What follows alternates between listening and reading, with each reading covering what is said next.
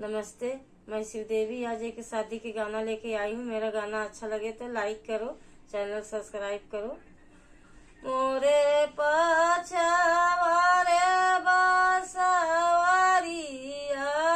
का कोठिया हो तो तमय ना लेती बासेर। मोरे पछवारे बासवारिया का कोठिया हो तो तमय ना लेती बासेर। सोई गाए तो तारे सोई गाए माए ना हो। सोई गाए गाना का लोग।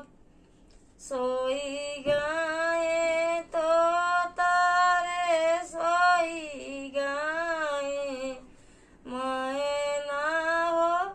सोई गाए गाना का लोग। एक नाही सोई बेटी के आ जाओ जे करे दहेजवा का सोच। एक नाही सोई बेटी के आ जाओ जे करे दहेजवा का सोच। मोरे पछवारे बासवारिया का कोठिया हो तो तमय ना लेती बासेर। मोरे पछवारे बासवारिया